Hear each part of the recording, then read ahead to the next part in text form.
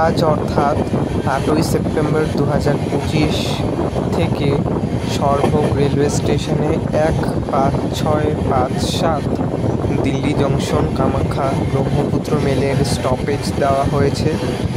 আজ 8 তারিখ, 6 তারিখ থেকে এই স্টপেজ কার্যকর করা হয়েছিল। যেহেতু কামাখ্যা জংশন থেকে 15657 ব্রহ্মপুত্র মেল 6 তারিখ যাত্রা শুরু করেছিল, তাহলে 6 তারিখ সরভোগ স্টেশনে প্রথম স্টপেজ দিয়েছিল।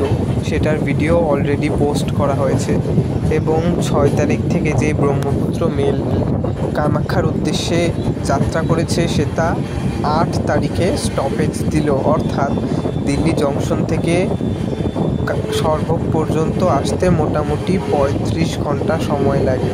তার জন্য আজকে 8 তারিখ এবং এই আজ থেকে সরভোগ রেল স্টেশনে ব্রহ্মপুত্র মেলের স্টপেজ শুরু হলো এবং এখন থেকে দৈনিক এই ট্রেনটি সরভোগ স্টেশনে স্টপেজ দেবে।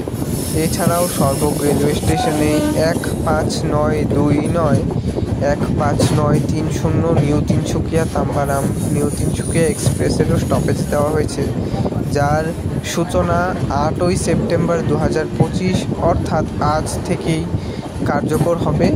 আজ সকাল 6টা নাগাদ Tinsukia new Tinsukia junction rail station থেকে তাম্বারামের উদ্দেশ্যে যে ট্রেনটি রওনা দিয়েছে সেটা সরভোগে স্টপেজ দেবে আজকে। তো এখন আপনারা প্রথম দিন সরভোগে ব্রহ্মপুত্র মেলের ভিডিওটা দেখে নিন। আর এর আগে যেটি ভিডিও আপলোড দিয়েছি সেটাতে 6 তারিখে Brahmaputra mail down Brahmaputra mail প্রথম স্টপেজ দিয়েছিল, সেটার ভিডিও লিঙ্ক আমি এই ভিডিওর কমেন্ট বক্সে এবং ডেসক্রিপশন বক্সে দিয়ে দেব। ভিডিওটি দেখার জন্য অসংখ্য ধন্যবাদ।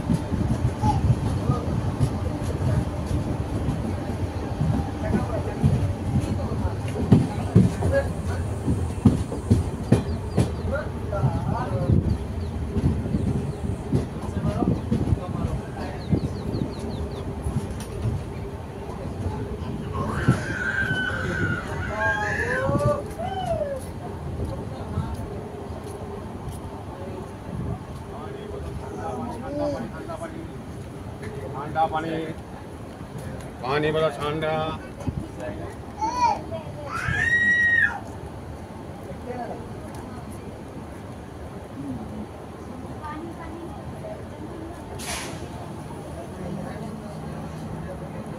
ঠান্ডা পানি, ঠান্ডা পানি, পানি বলো ঠান্ডা।